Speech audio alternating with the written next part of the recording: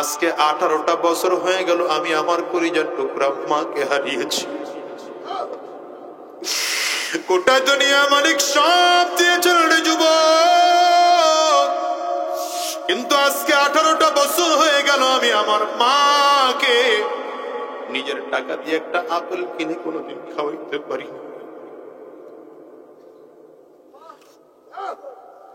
আমি আমার নিজের টাকা দিয়ে আমার মাকে 18 বছর পর্যন্ত একটা কাপড় কিনে দিতে পারি নাই রে বাজান। এই বাজান রে, এই মসজিদটাতে এমন মানুষ খুঁজতে পাওয়া যাবে যে এই মানুষটাও মা হারিয়েছেন, বাবা হারিয়েছে। আমেরিকায় সন্তান থাকে, জাপান জার্মানের সন্তান মালয়েশিয়া আমেরিকায় থাকে, ইন্টারনেট টেলিফোন ফ্যাক্সের মাধ্যমে খবর নেওয়া যায়। কিন্তু মাকে যে বাড়ির সামনে 2.5 হাত মাটির নিচে দাফন করে আসলাম, বছর কি বছর হয়ে গেল, মা ওই কবরে কেমন কোনদিন খবরটুকু পর্যন্ত নিতে পারি না। এই বাজান রে, আজকের এই মসজিদটাতে এমন মানুষ খুঁজতে পাওয়া যাবে যারা বাসায় গিয়ে দরজার মধ্যে টোকা দিলে তাদের মা দরজা খুলবে না। বাজান রে, আমি আজাদির মতো কার কার ঘরে আপনাদের মা না, একটু হাতটা উঁচা করে দেখা। কার কার বাবা নাই, হাতটা উঁচা করে দেখা। হাতগুলো তুলে রাখো। আমার যুবকেরা তাকিয়ে তাকিয়ে দেখুক মাহারা মানুষগুলোর চোখ দিয়ে পানি কেমন করে বের হয়। বাজার মানুষগুলো তাকিয়ে দেখুক বাবা হারা মানুষগুলোর চোখ দিয়ে পানি কেমন করে বের হয়। হাত তুলে রাখো। ও যুবক রে, মানুষগুলোর চেহারার দিকে একটু তাকাও। কারো চক্ষু দুইটা লাল, কারো চোখের কোটায় পানি,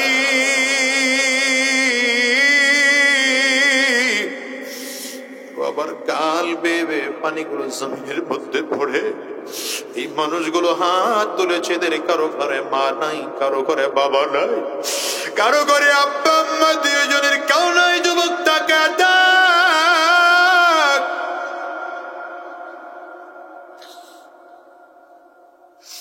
যুবকরে অনুরোধ করে যাব, যতদিন এই জমিনের মধ্যে থাকবা আব্বা আম্মার সাথে বেয়াদবি করবা না।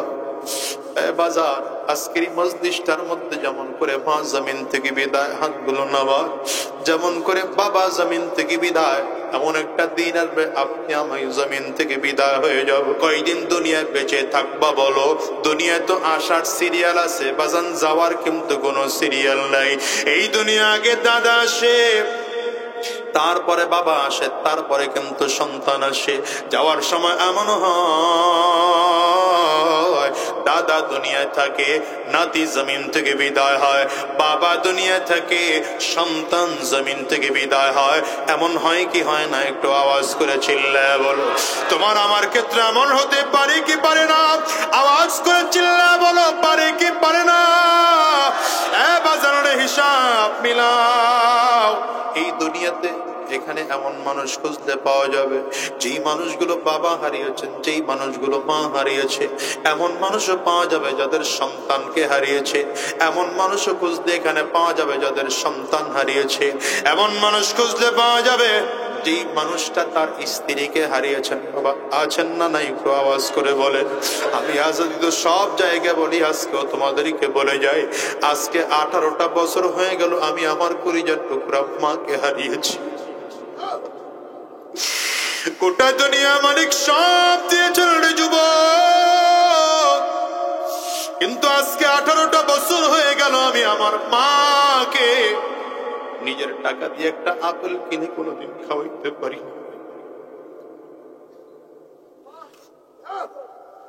আমি আমার নিজের টাকা দিয়ে আমার মাকে 18 বছর পর্যন্ত একটা কাপড় কিনে দিতে পারি নাই রে বাজান রে। এই মসজিদটাতে এমন মানুষ খুঁজতে পাওয়া যাবে যে এই মানুষটাও মা হারিয়েছেন, বাবা হারিয়েছে। আমেরিকায় সন্তান থাকে, জাপান জার্মানের সন্তান মালয়েশিয়া আমেরিকায় থাকে, ইন্টারনেট টেলিফোন ফ্যাক্সের মাধ্যমে খবর নেওয়া যায়। কিন্তু মাকে যে বাড়ির সামনে 2.5 হাত মাটির নিচে দাফন করে আসলাম, বছর কি বছর হয়ে গেল, মা ওই কবরে কেমন কোনদিন খবরটুকু পর্যন্ত নিতে পারি না। আজরাইল তো পেছনে ঘুর ঘুর ঘুর ঘুর ঘুর ঘুর করে ঘুরে।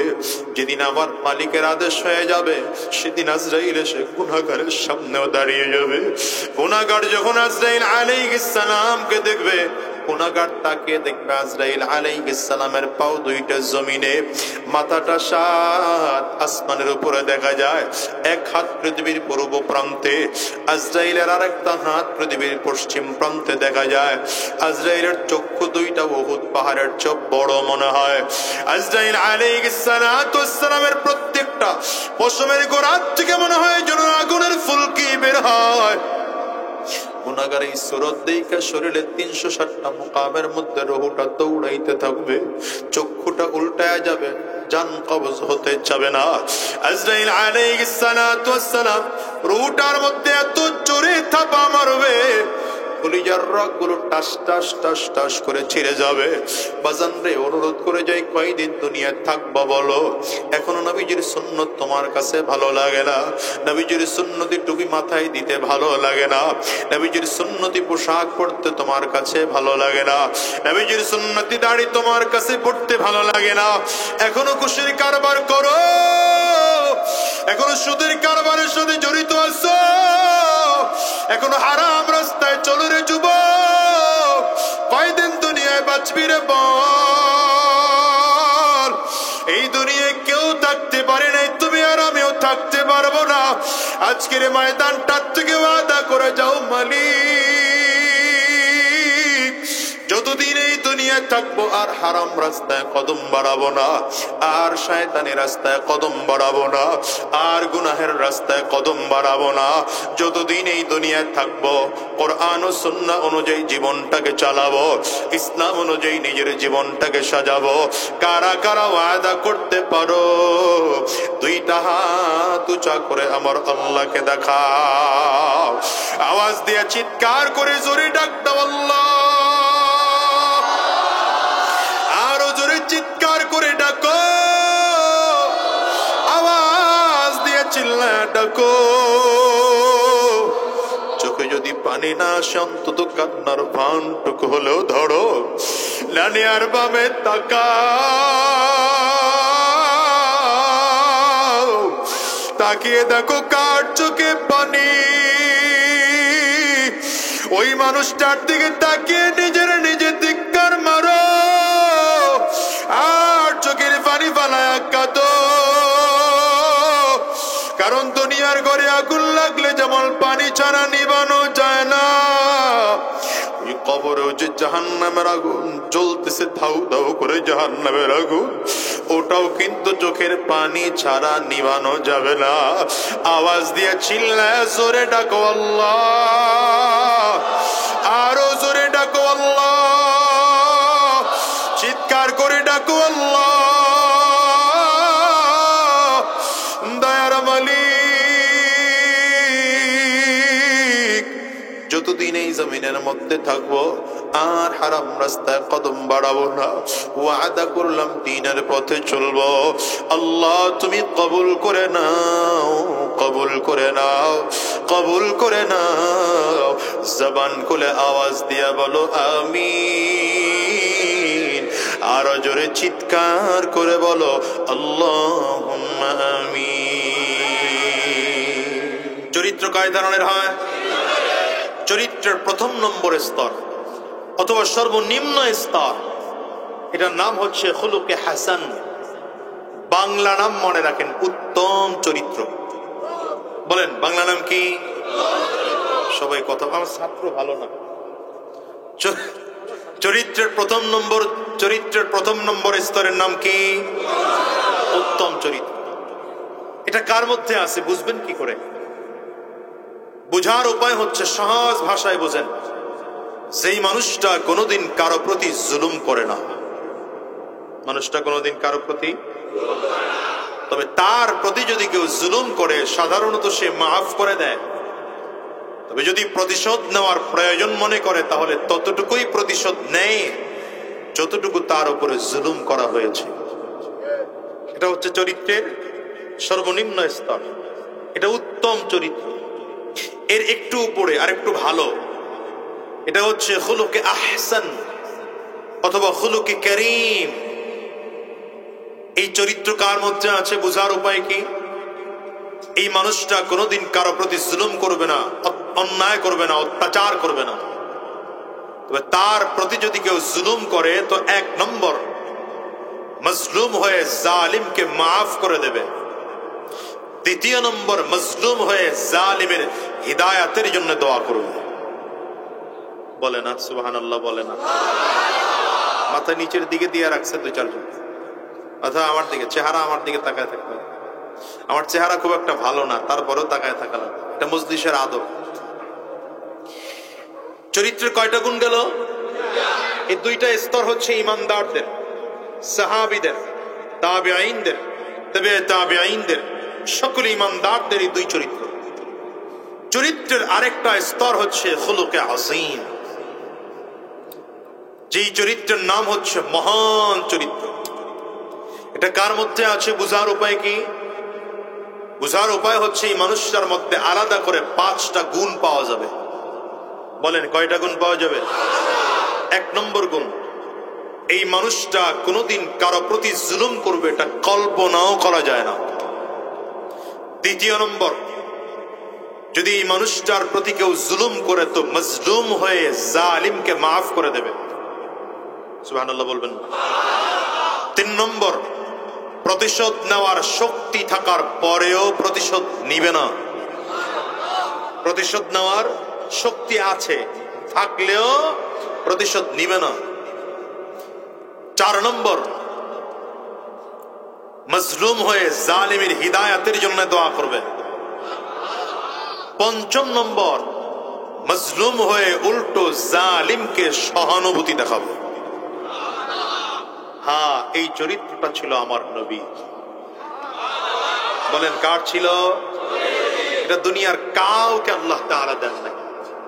এই চরিত্র, এই আখলাক একমাত্র আমার নবীর জন্য খাস। দেখেন, নবীজি ইহুদির বাড়িতে কাজ করতেছেন, ইহুদির সাথে আমার নবীর চুক্তি হলো। ইহুদির সাথে আমার নবীর চুক্তি হয়েছে। কি চুক্তি?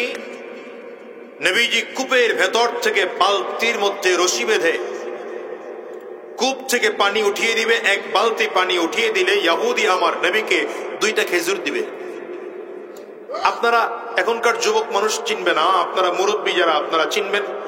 আগের যুগে গভীর কূপ ছিল, টিউবওয়েলের ব্যবস্থা ছিল না, কুয়া।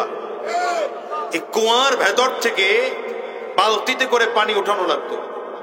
এটা আবার মহিলারা ফুটায়া ঠান্ডা করে রাখলে মানুষ খাইতে পারত। এখন তো টিউবওয়েলের ব্যবস্থা হয়েছে, সাবমার্সিবলের ব্যবস্থা হয়েছে, কত আধুনিক। ওই যুগের কথা বলতেছি। রাহমাতুল লিল আলামিনের সাথে ইহুদির কি চুক্তি হলো? 1টা বালতি পানি উঠিয়ে দিলে ইহুদি 2টা খেজুর দিবে নবীকে। রশি ইহুদির, বালতি ইহুদির।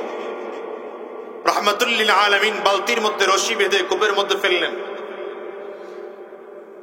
বালতির মধ্যে পানি ভরে যখন টান দিয়েছেন, ইহুদির রশি ছিল দুর্বল, বালতি ছিঁড়ে নিচে পড়ে গেছে।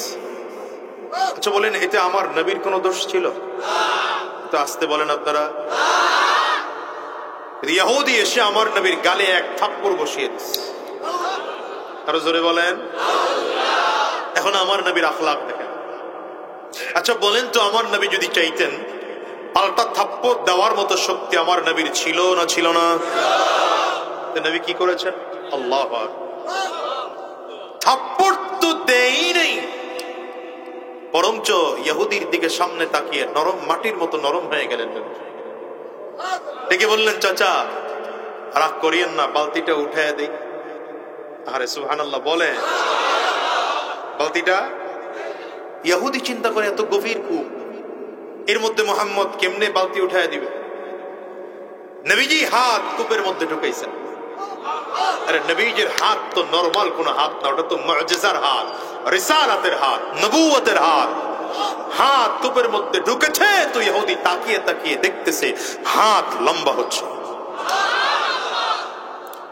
নবীজির হাত লম্বা হতে হতে হতে কূপের নিচ পর্যন্ত পৌঁছে গেল। নবীজি বালতি সহ, রশি সহ, পানি সহ সব উঠিয়ে ইহুদির সামনে ধরিয়ে বললেন, চাচা এই যে আপনার বালতি। আচ্ছা এতটুকু হলেই তো শেষ ছিল নাকি? রাহমাতুল লিল আলামিনের এর পরের অভ্যাসটা আরো চমৎকার।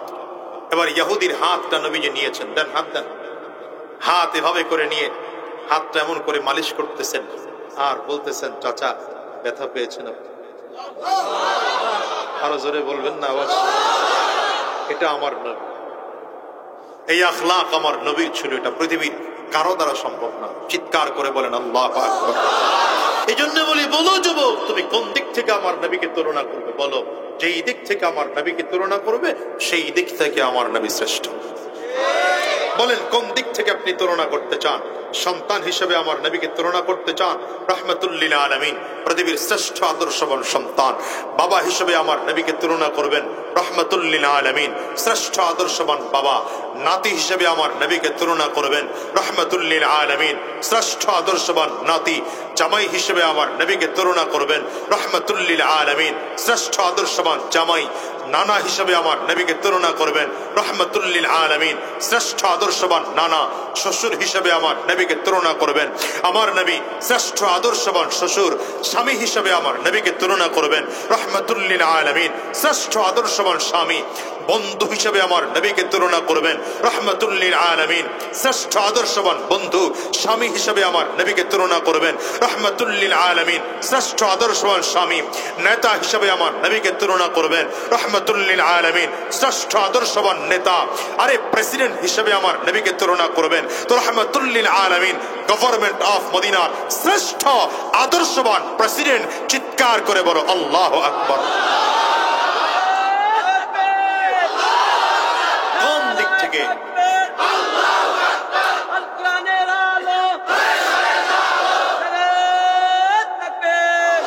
কোন দিক থেকে আমার নবীকে তুলনা করতে চান? বলেন, যেই দিক থেকে আমার নবীকে তুলনা করতে চান, খোদার কসম সেই দিক থেকে রাহমাতুল লিল আলামিন, শ্রেষ্ঠ আদর্শবান। ঠিক কিনা বলেন? আজকে আমার দেশের সন্তানেরা নবীর আদর্শ ভালো লাগে না, এরা ইংরেজদের কাছ থেকে আদর্শ খুঁজে। কথা বলে না কেন? কথা জোরে বলেন। ইংরেজদের কাছ থেকে আদর্শ খুঁজে, আমার নবীর আদর্শ তাদের কাছে ভালো লাগে না। মুসলমানের সন্তান নবীজির আদর্শে মাথায় চুল রাখতে চায় না। মুসলমানের সন্তান নবীজির আদর্শওয়ালা সুন্নতি পোশাক পরতে চায় না।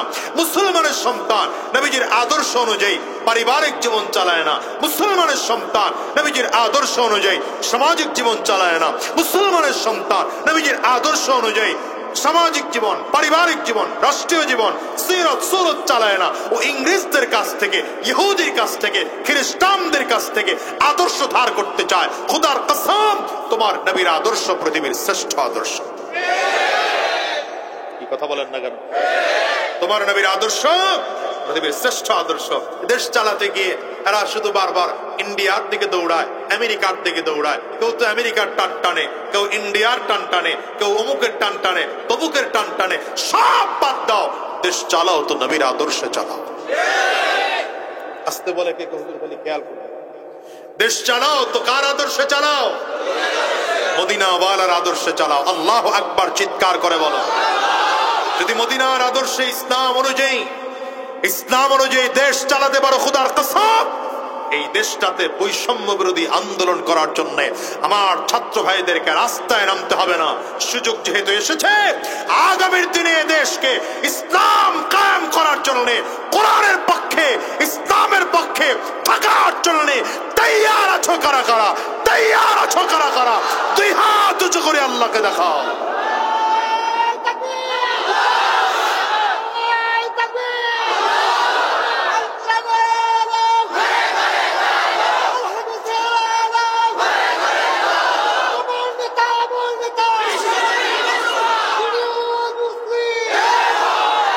মাশাআল্লাহ, মাশাআল্লাহ, স্লোগান ভালো হয়েছে। তবে আমি স্লোগান আর একটু শিখাই দিই, পারবেন?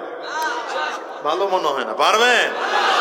তোমার নেতা আমার নেতা বিশ্বনবী মুস্তাফা। ঠিক আছে, স্লোগান হবে এটা। কোন স্লোগান বাদ দেন মিয়া, সব নেতা।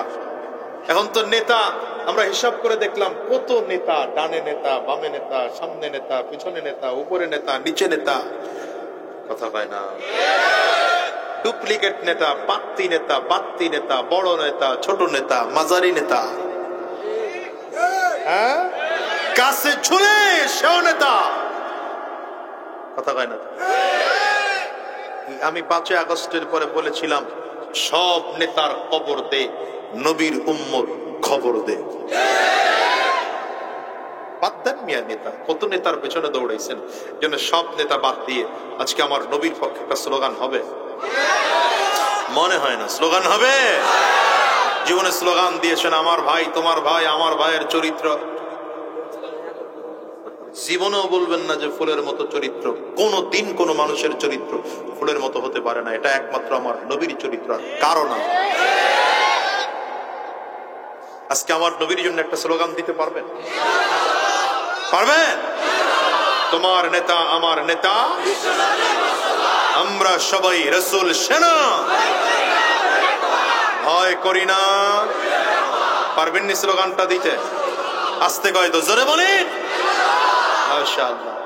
কাশি দেন, গলা ক্লিয়ার করেন, ভালো করে কাশি দেন।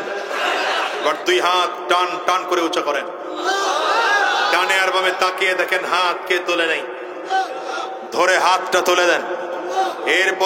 এরপরেও যদি না তোলে তাইলে মনে করবেন মাশাআল্লাহ। হাতগুলো উঁচা করেন, হাতগুলো মোট করেন, ছাকি দেন, মোট করে একটা ছাকি দেন ভালো করে, শরীরের মধ্যে একটা স্পিড আসুক। দেন ছাকি, মাশাআল্লাহ। এবার কণ্ঠের পুরোটা নিচে না, নিচে না, নিচে না, এবার কণ্ঠের পুরোটা আওয়াজ ছেড়ে দিয়ে একটা তাকবীর হবে। রেডি? জোরে বলে না রেডি? আরো জোরে রেডি? নারে তাকবীর। পদ্মার পরের মানুষের আওয়াজ ভালো, আরো জোরে হবে ইনশাআল্লাহ। 2 হাত উঁচা করে, হাত কারো নিচের দিকে নামবেই না, উপরের দিকে উঠতে হবে। নারে তাকবীর, আল্লাহু আকবার। আরো জোরে, নারে তাকবীর, আল্লাহু আকবার। তোমার নেতা আমার নেতা, বিশ্বনবী মুস্তাফা, আমরা সবাই রাসূল সেনা, আমরা সবাই রাসূল সেনা, ভয় করি না বুলেট বোমা, তোমার নেতা আমার নেতা, বিশ্বনবী মুস্তাফা, নারে তাকবীর, কোরআন সুন্নাহর আলো, কোরআন সুন্নাহ যেখানে, কোরআন সুন্নাহ যেখানে, দিয়েছি তো রক্ত, দিয়েছি তো রক্ত, রক্তের বন্যায়, জোরে, রক্তের বন্যায়, দিল্লি না ঢাকা, দিল্লি না ঢাকা, দালালি না রাজপথ।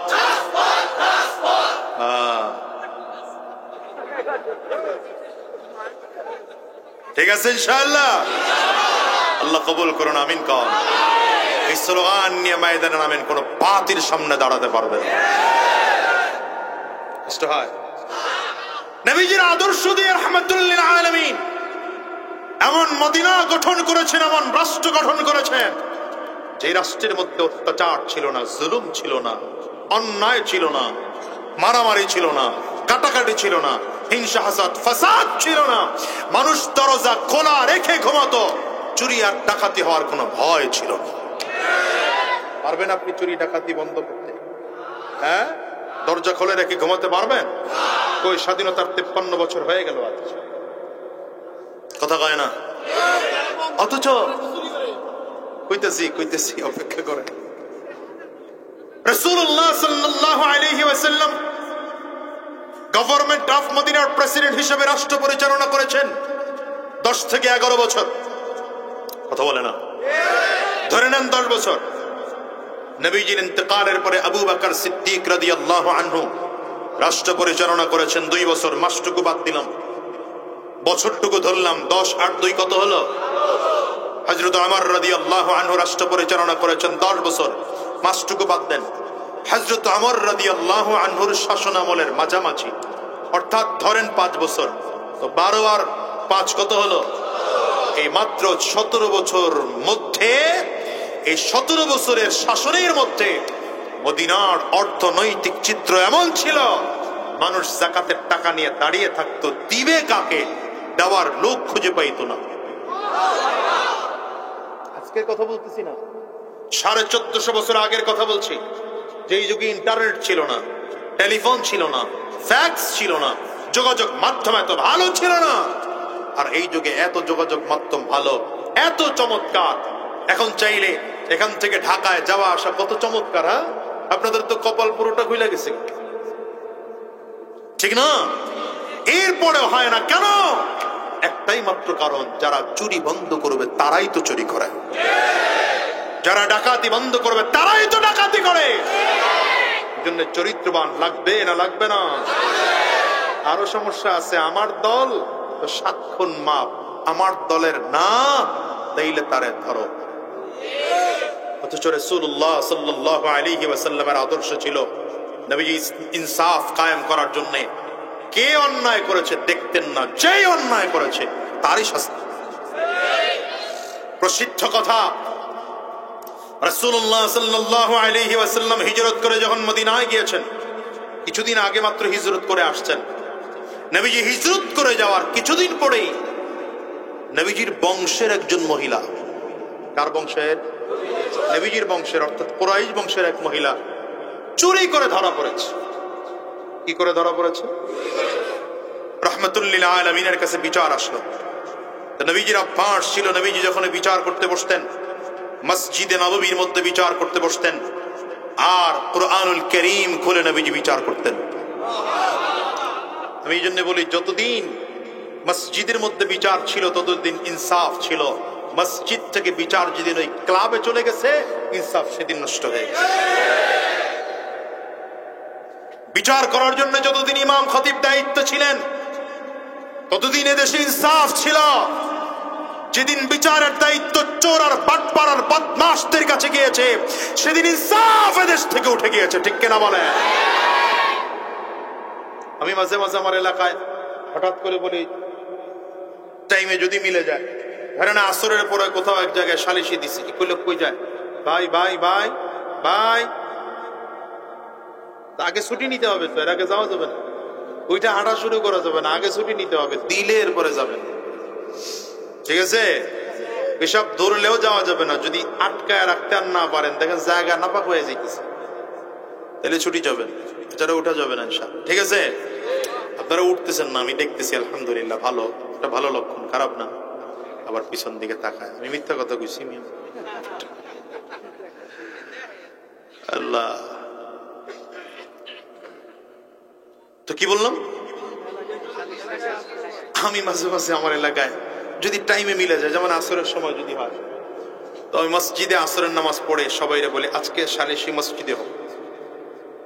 হোক বলতে পারি না, এর মধ্যে বাদী বিবাদী সালিশদার সব মিলে এত জোরে না বলে, মানে মনে হয় যেন বিশাল এক অপরাধ করে ফেলছে। কারণ বুঝলাম কারণটা কোথায়।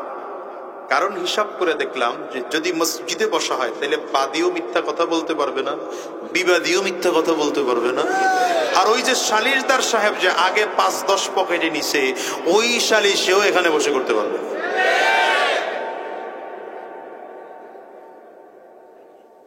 কি কথা কন না কেন? নবীজি বিচার করতেন কোথায় বসে? মসজিদে বসে বিচার করতেন, ইমাম হয়ে। ইমাম যিনি, তিনি বিচারক, আর আপনি এখন ইমাম রে বানায় রাখছেন গোলাম। হুজুরের মাস শেষে বেতন দিয়ে মনে করছেন পুরো দুনিয়াটা তারে দিয়া ফেলেছে। কি কথা বল না? বেতন দেন 5,000 টাকা, গরম যা দেখায় তাতে 50,000 টাকায় সারে। কথা কম না কেন? গ্রামের মানুষ তো ভাবলা অনেক বেশি। রাগ করেন না বাবা, রাগ করেন না, মাফ চান। আমার এলাকার, আমার বাড়ির পাশে যে মসজিদ, ইমাম সাহেবকে 6,000 টাকা ওজিফা দেয়। কি যেন এক ভুল করে ফেলছে, আমার কাছে এসে বলে, হুজুর চাকরি থাকবে না। কেন, কি কারণ চাকরি থাকবে না? কার খালি ভেজাল করে। কি ভেজালটা কি করে তা বলা যাবে না, তার পছন্দ হয় না। আর দেয় কত? আমি তাদেরকে বললাম যে মিয়া মাত্র 6,000 টাকা বেতন দেন, এরপরে আপনাকে গরম, ঢাকায় গিয়ে দেখেন আপনার ছেলে করে 50,000 টাকা দেয় শুধু 4টে জুমা পড়ায়। এর বড় কমিটি এসা কোনোদিন আসন দিয়ে আমার সামনে বসে। এই জন্য ইমামদেরকে মূল্যায়ন করবেন। কথা বুঝতেছেন? ইমামদেরকে কি করবেন? ইমামদেরকে নেতা বানিয়ে রাখেন। খোদার কসম করে বলে সমাজে শান্তির অভাব থাকবে না। আপনি ইমামরে গোলাম বানায় রাখছেন। ইমামকে হাদিয়া বলবেন কেন? 5,000 টাকা 10,000 টাকা হবে কেন? আপনি বলবেন যে হুজুর আপনার কারণে আমাদের নামাজ শুদ্ধ হচ্ছে, আপনার কারণে আমাদের মসজিদ আবাদ হচ্ছে, আপনার কারণে আমরা দিন খুঁজে পেয়েছি, সুতরাং কোনো হাদিয়া নাই, ইচ্ছা মতো দিতে থাকবো, আপনি খরচ করতে থাকবেন। হওয়া উচিত ছিল এটা না। আপনি দর কষাকষি শুরু করছেন। হুজুর কয় 10,000 টাকার নিচে হইলে হয় না। আপনি কন এত টাকা হুজুরের লাগে নাকি, 5,000 দিলেই চলে। কি কথা বল না কেন? এরপরে আবার হুজুর জুমার দিনে, যে আজকে জুমার দিন গেল, হুজুর জুমার দিনে আয়াত তিলাওয়াত একটা করলেও সভাপতির চোখের দিকে তাকায় নিয়ত ঘুরে ফেলায়। কি কথা বলেন না কেন? আমি ইমাম দিয়েছি, কি বলবো, বসাইতে ওয়াজ করতে ইমাম দিলাম এক জায়গায়, 4 জুমা পড়ায় কয় ভাই আমার দ্বারা সম্ভব। কেন সম্ভব না? কেন? প্রথম জুমায় আয়াত নিলাম যে সুদের ওয়াজ করব, মোটামুটি ভালো ওয়াজ টোয়াজ করলাম। সভাপতি সাহেব কয় হুজুর এই আমি যে সুদ খাই এটা আপনার কইলো কে?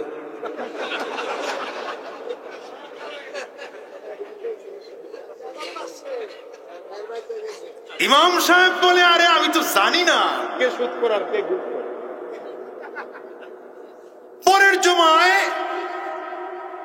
হুজুর ওয়াজ করছে কাকড়া আর ওই যে কি বলে অক্টোপাস্টাস আর হলো কচ্ছপ, এই জাতীয় বিক্রি টিক্রি করা জায়েজ না জায়েজের বিষয়ে হুজুর ওয়াজ করছে। কমিটির এক লোক বেজা করছে, হুজুর আমি এই যে এই জাতীয় জিনিসগুলো এগুলো যে পাচার টাচার করি আপনারে কয় কে?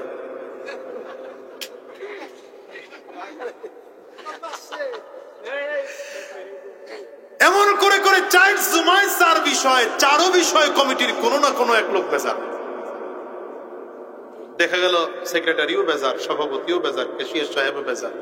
এরা যদি বেজার হয়ে যায় কিছুদিন পরে তো ওয়াজই চলবে না। বেটা কয় হুজুর আমি 4 জুমা পড়াইছি, 4 জন বেজার, আর বেজার করে করতে চাই না, আমি জায়গা।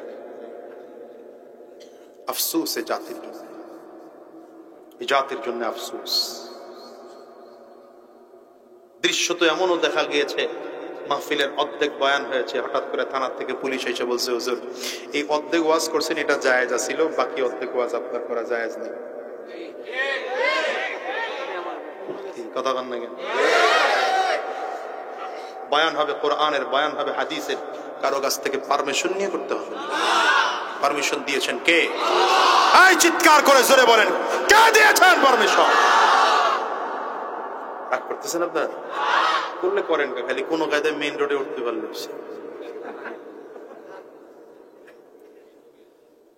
আল্লাহ জাতিকে হেফাজত করে। এজন্য বললাম ইমামকে কোনদিন বলবেন উচ্চটা দিবেন। কি কথা বলেন না কেন? ইমামকে সর্বোচ্চটা দিবেন, সর্বোচ্চ বেতন দিবেন ইমামকে, আপনার স্বার্থের পুরোটা ইমামকে দিবেন। আপনি দুনিয়ার খরচ করে শুধু শুধু বাজারে বসে প্রতিদিন 100 টাকা 150 টাকা 200 টাকা খরচ করে, মসজিদের চান্দা আনতে গেলে কয় 30 টাকা। কি নাই নাই নাই ওজন নাই 30 টাকা। অথচ এই মানুষটার 2 ছেলে বিদেশ থাকে, জায়গা জমির দাম বেড়ে গেছে। কথা হয় না? আপনি কোন বিবিকে 30 টাকা দেন? কোন বিবিকে দেন? আমার ক্যাশিয়ার সাহেব এসে কয় পারতাছি না জনগণের লগে ঝামেলা। কি ঝামেলা? কয় 30 টাকার থেকে 40 বাড়াইতেই পারি না।